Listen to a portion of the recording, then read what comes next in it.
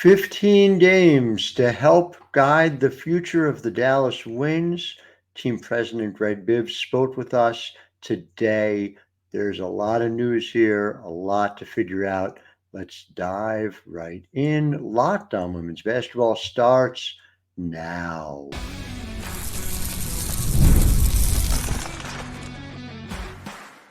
You are Locked On Women's Basketball, your daily podcast on women's basketball. Part of the Locked On Podcast Network, your team every day. Happy Thursday to you and welcome to Locked On Women's Basketball. I'm your host, Howard Megdal, and I want to thank you for making us your first listen every day, showing up for us, over 200,000 of you in July alone, the way we show up for you 6 days a week, covering the world of women's basketball. Of course, it is not just me. It is our incredible staff over at thenexthoops.com. We have over 100 reported pieces on women's basketball every single month. We have reporters out in Paris right now covering the Olympics, and here in the WNBA, a reporter for every single WNBA team. You think that's the way it should be covered? I do. Go ahead and subscribe and help us keep doing it. $9 a month, $72 a year. Get it all just delivered right to your inbox. You don't have to think about it. You just make sure the women's basketball newsroom that needs to exist does. Thenexthoops.com. And Ari Graham will have a lot to write, our longtime Dallas Wings reporter. She has some interesting things to parse, but we're also going to talk about it here on the podcast. We had the chance to meet with Greg Bibb over Zoom. A number of reporters come together, and just top of the program to talk about the fact that Greg Bibb showing up, talking about things.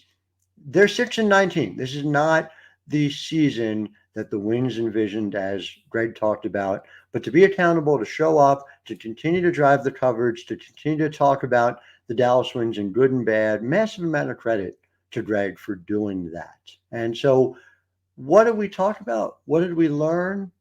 We'll get into it. So first of all, we're going to start about where is the evaluation period? How do you figure out what not only the 2024 Wings are, but what they can be going forward? So in segment one, we're going to talk about that. Segment two, get a little more into the weeds of what's gone wrong beyond injuries. And injuries are a critical part of this. They're arguably the top line of everything to figure out. And then segment three, what is part of the solution going forward? Specifically, how does the coaching staff and the great Latricia Trammell leading the way play a part of continuity? Continuity has not been a big part of the Wings, and now we are within a WNBA landscape that does not lend itself to continuity for all the reasons we have talked about on the show many times.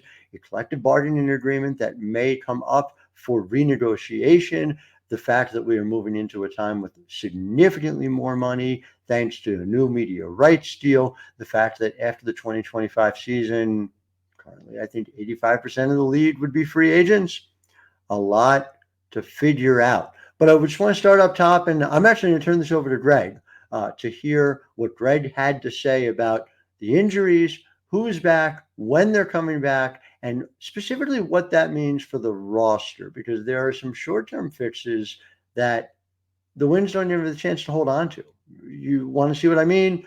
Here's Greg Bibb talking about this back after we hear from Greg. Howard Megdal here for Locked On Women's Basketball. We entered the season with 11 players under contract. We knew one of them, Satou, was injured for an extended period of time. What we didn't account for was the surprise injuries to Jalen and Natasha Howard early, and then subsequently the injury to Maddy later. As a result of those injuries, while we started the season under the salary cap with a little money to spare that we planned to utilize to sign a 12th player as we made a second half run, we were forced into a hardship situation. We signed Monique really after the first week of the regular season, and then subsequently we added Odyssey later. Those two long-term hardship contracts have essentially eaten through the extra salary cap space that we have. So as we sit here today, we are a capped out team financially. Now, why does that matter? Here's why it matters. When the injured players come back, when the first injured player returns, we will be forced to release one of the two hardship contracts. That's either Monique or Odyssey. We don't have a choice. It has to be a hardship contract. There's no ability to say, you know what, both players have been playing great. And by the way, they've been tremendous for us. We've decided that we'll keep them and we'll release another player. Can't do that. One of those two must be released. When the second injured player returns, the second hardship contract must be released. Again, no choice in terms of changing out that player. That hardship contract must be released. So as two come back, Monique and Odyssey must come off. When we release them, they become unrestricted free agents immediately and can sign with any team the next day, with the exception of the team who released them from the hardship contract, us. For us, in order for us to resign either one of those players coming off a hardship contract, we have a 10-day wait. So effectively, the clock on all of these things would start the first day that the season returns, which is the 15th of August. So if we, in fact, have two players come back prior to the 15th, and if, in fact, that we release both hardship players, the clock on that 10-day wait for us would begin on the 15th of August, and then effectively our first date as an opportunity to re-sign either one of them or both of them would be the 25th of August. Now, the additional complication comes into effect here that, again, we are capped out in terms of space. Therefore, in order to re-sign both Odyssey or Monique or even one of the two players, we would have to create cap space. Because we are in the second half of the season, all contracts have been guaranteed by this point. The only way that we create cap space is to trade a player to another team and not bring back a salary from that team. That is a complicated situation because much like us, almost every team in the WNBA is either at the cap or very close to the cap. So finding teams who have an interest in a player we're willing to move and the cap space to absorb that salary and not return any money to us is challenging at this point in the season. With that said, I'm working the phones every day. We're trying to find ways to get better as we move into the final 15 games. And again, Monique and Odyssey have been really good for us. If we can find a way to bring back one, if not both of those players, that is a priority. I just don't know if it's going to be a reality. So you've heard it live from the team president, from Greg Bibb himself.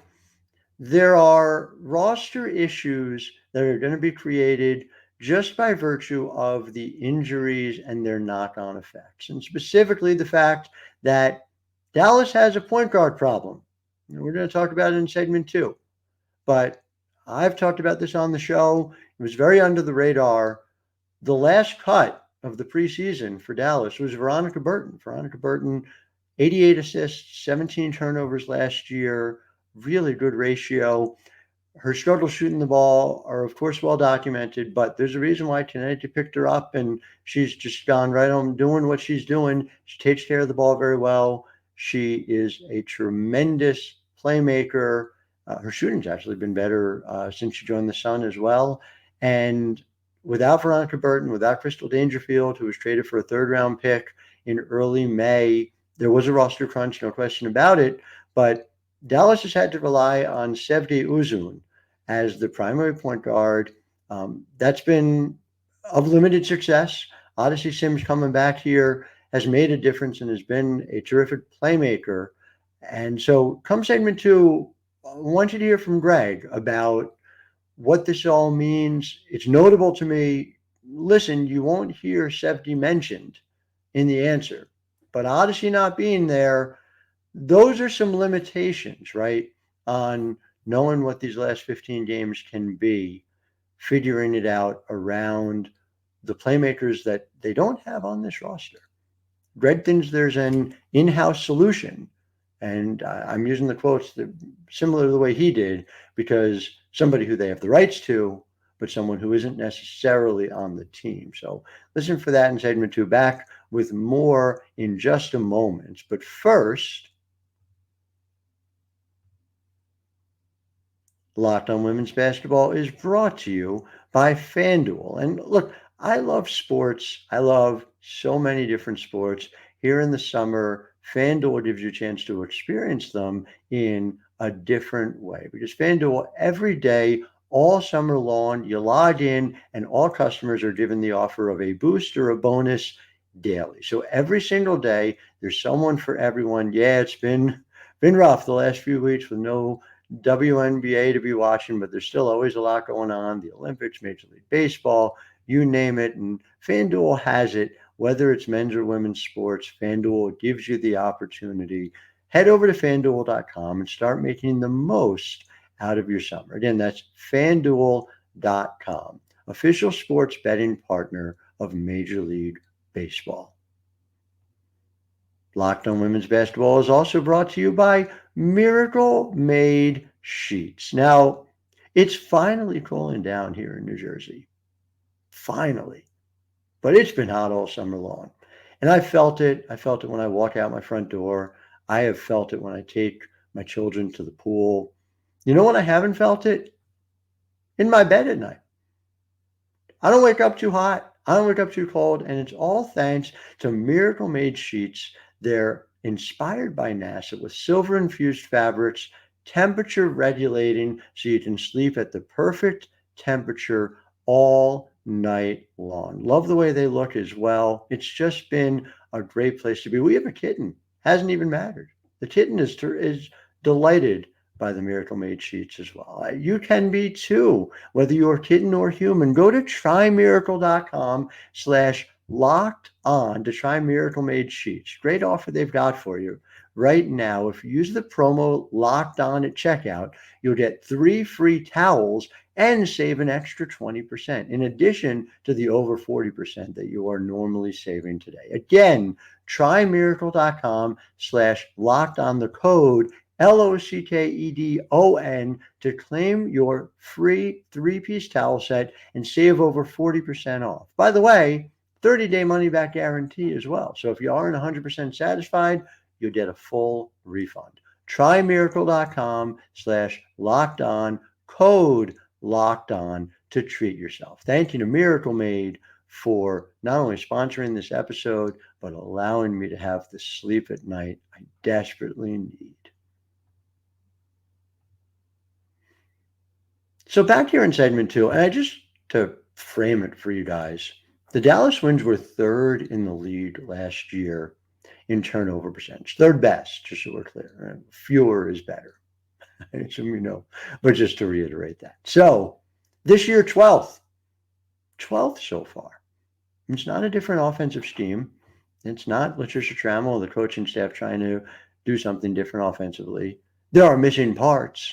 There are, you simply do not have somebody who can make something out of a broken play when Satou Sabally is not on the floor. Maddy Siegrist, efficient as can be, that finger injury that knocked her out, which cost her a significant part of the season. Natasha Howard missed a significant part of the season. Just a veteran's veteran, as smart about this league as any player around. And so the net result is, with a young point guard, untested, who has struggled, they've had to try and figure things out. And J.C. Sheldon, a combo guard, somebody who I believe, and Greg Bibb echoed this when we talked to him, has the opportunity to play extended time at the 1 down the road. But that's not where she is right now. And Sevgi Uzun, her turnover issues ultimately led to seeing her coming off the bench. And Odyssey Sims has been a really strong temporary solution. But you heard what Greg said in segment 1. They cannot keep her. They cannot keep her. She's going to have the opportunity to sign somewhere else before Dallas gets another crack at her. Teams need point guards. I would not be surprised to see Odyssey Sims picked up by somebody else. I wouldn't. And it sounds by all rights like Greg Bibb does not feel that way either. He would not be surprised. So what does it all mean, and what's the solution? Because this is something Arike Ogunbowale continues to excel. Who's next to her for this team to look like a winning team? Right? The same question Seattle had during the period of time that Jewel Lloyd stayed, but Sue Bird retired. Okay, it's been the same question that the Indiana Fever had from the moment they drafted Kelsey Mitchell until the moment they drafted Caitlin Clark. So this is not a small question. It is a key focus. Greg believes he has the answer, And my scouting folks, Hunter Cruz especially, certainly agree. But let's hear from Greg about it as well. Back with more.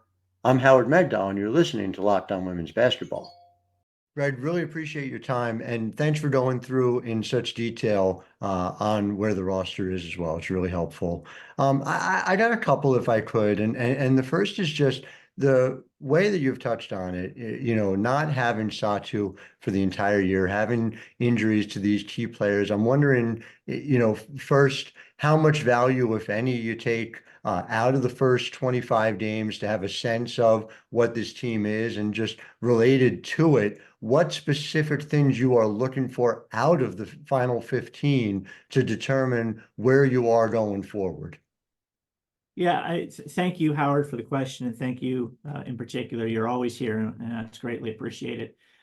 It's hard, really, to evaluate what has happened over the first 25 games of the season because our team is so dramatically different than what we had planned for, and that really starts with losing an all WNBA first team player in Satou Sabally and all that she does for us and how she impacts matchups and really creates matchups advantages for us when we play teams. When you lose her, it completely tilts the table in the other way, and all of a sudden those matchup advantages we had in multiple positions kind of go out the door.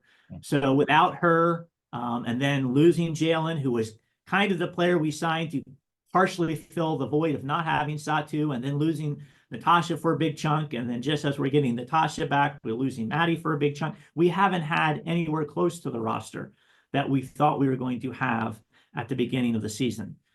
There's a reality to the numbers. We have 15 games to play, and we're 4.5 games out. And more importantly, there are multiple teams between us and that 8th playoff spot. So the math is challenging.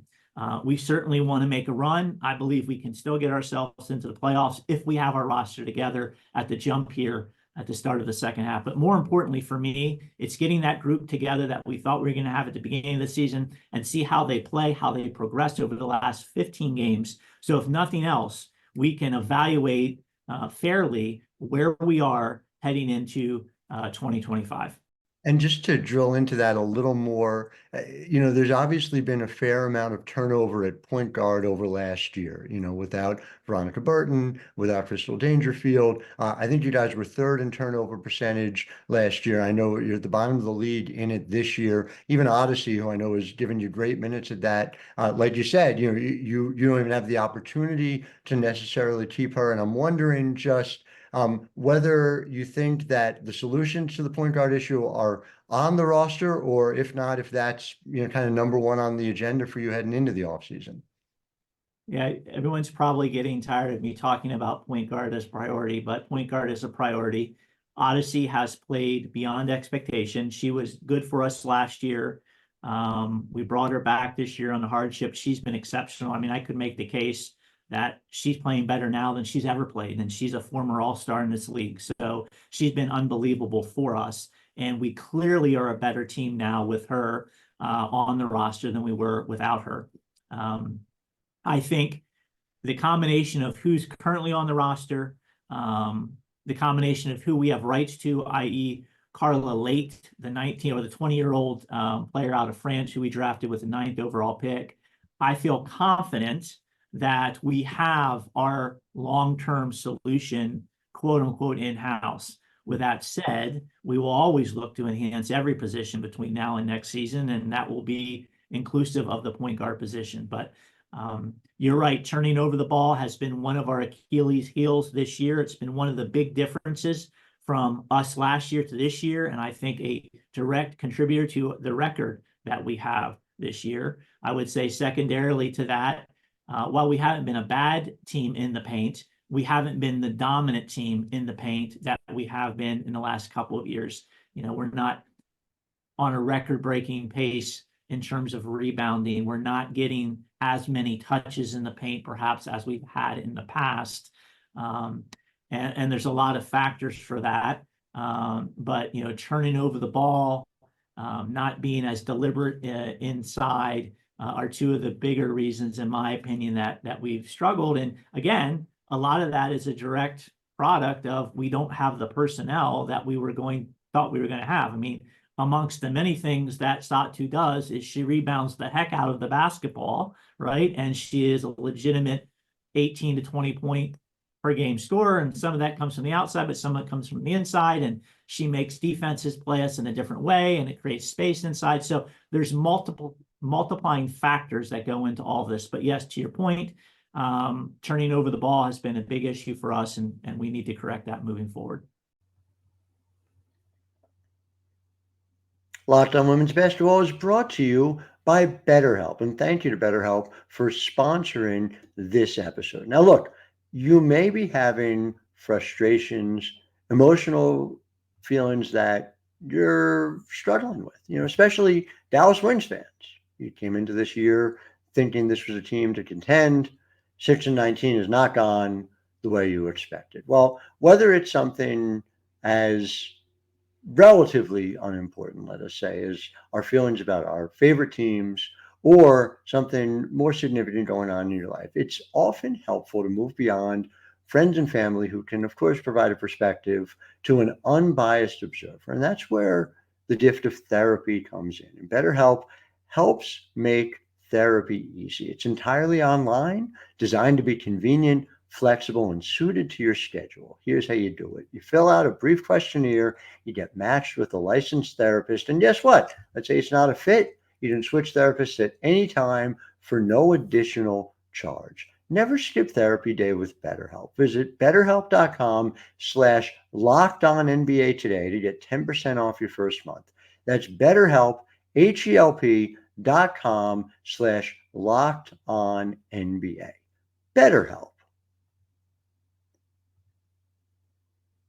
So back here in segment 3, I want to touch on, I want to frame this the right way because I think it's important. And then let's hear what Greg Bibb has to say about it. The Dallas Wings have not had continuity of any kind in the Dallas era of this franchise's history. Formerly, of course, the Tulsa Shock. That didn't go well. Formerly in Detroit. You could argue they never should have left Detroit, but they have. They're in Dallas.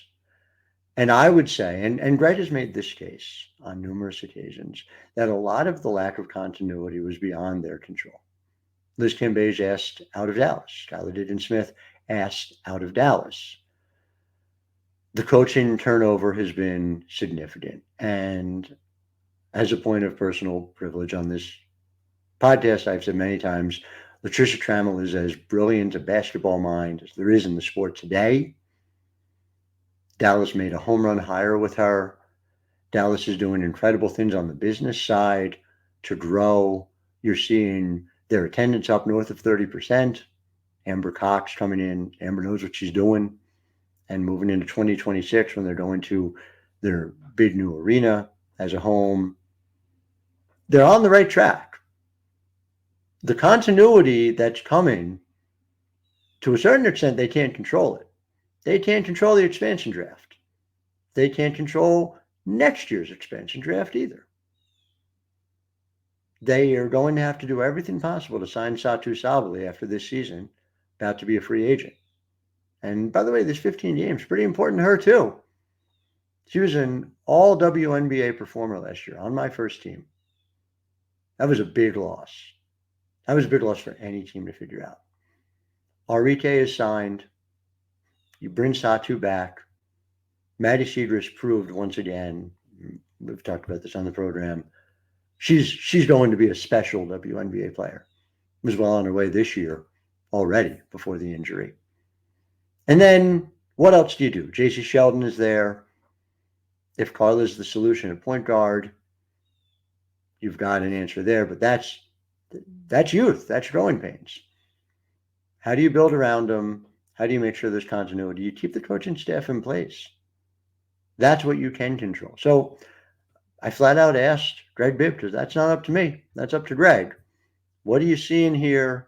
How do you go about making sure there is continuity? And do you view this as the group, the coaching staff specifically, to bring you there, to the new arena come 2026? So here's what Greg had to say.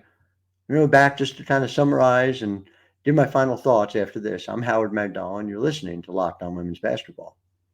Appreciate it. And Brad, so this is more of a macro thing. We've had conversations in the past about continuity, how important it is, and significantly that a lot of the continuity issues the Winds have had through the years are kind of out of your control, right? When people ask out of town and you're forced to make moves as a result. So the kind of two-part focus of that is, what are you looking to do in the coming months in order to ensure continuity at a time where there's an expansion draft coming? The rules obviously still not finalized. And just related to it, do you see Latricia Trammell and this current head coaching staff as an opportunity to continue that continuity as the group to help guide you through a period where, again, within the next couple of years, potentially a new CBA, you have 85% of the league essentially set to become free agents, and a whole new ballgame as you head into a new arena? Yeah, it's a very interesting time in terms of the look forward to next year, and then the look forward beyond next year, where things really become, what should I say, non-traditional in terms of how you plan for the future. And as a general manager, and I have that hat on, we look at things through a multi-year perspective, and it's really hard to have a clear perspective multi-year as we sit here today beyond next year, just because of some of the things that you mentioned. In terms of the now, clearly, as I mentioned earlier, we are a bottom line business, which is wins and losses, but it's really hard to evaluate performance, whether that be playing performance, coaching performance, fairly when you've had the situation that we've had. And I think if you hold anyone accountable, but those folks don't have the tools that they were supposed to have to perform to a certain level, it's hard to have that same level of accountability. So that's a lot of fancy talk to say, I think the next 15 games is important for us as an organization. And that's not really even about wins and losses. That's about, okay, we have our group together, hopefully. How do we progress over the last 15 games? How do we play? Are we getting better? Are we starting to head back to where we thought we were going to be when this season started?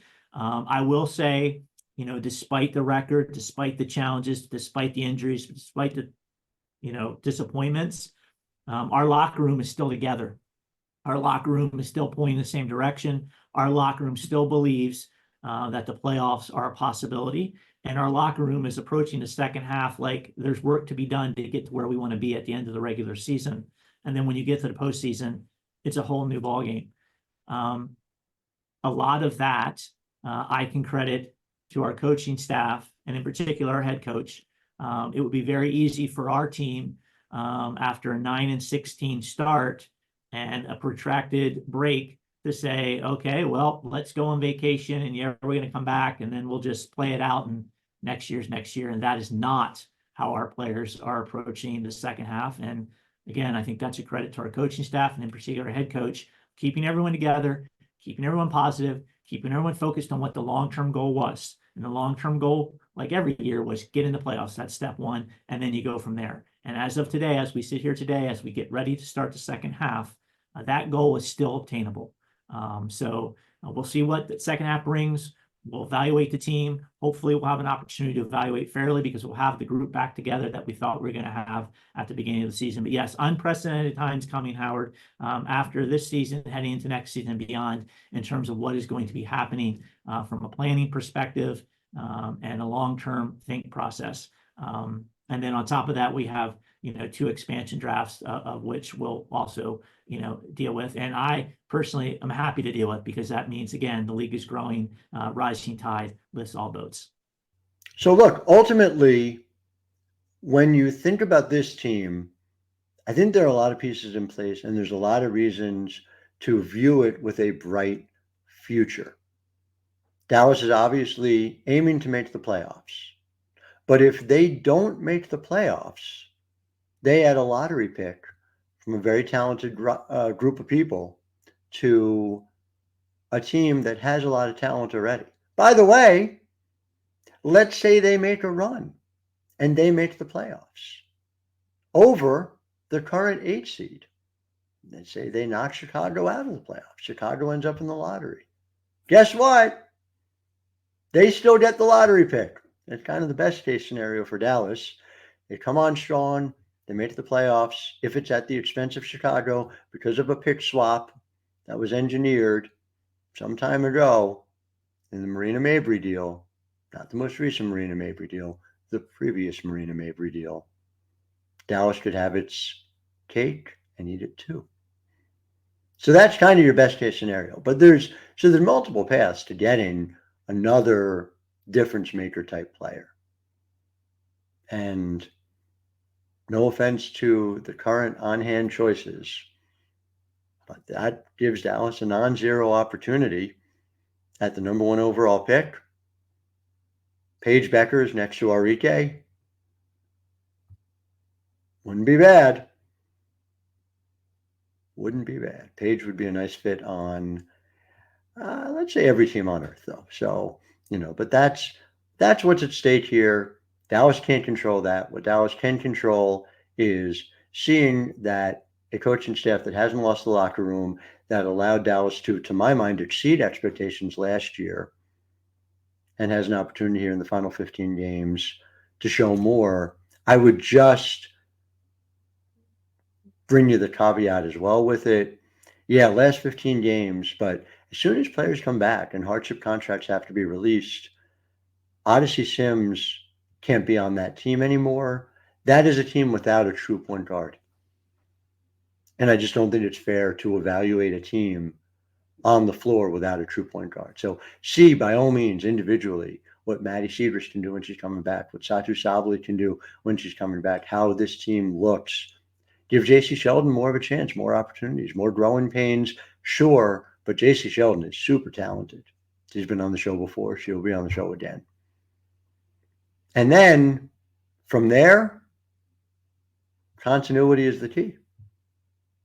Continuity is the key. The tools are all there.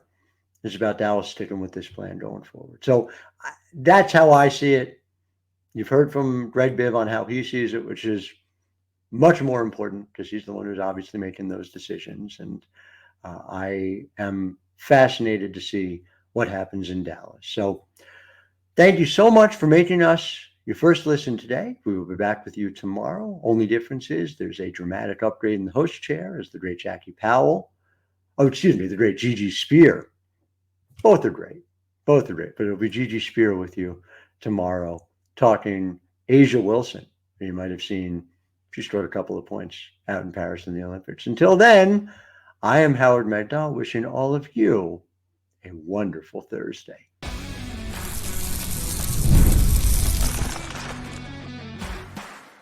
You are Locked On Women's Basketball, your daily podcast on women's basketball. Part of the Locked On Podcast Network, your team every day.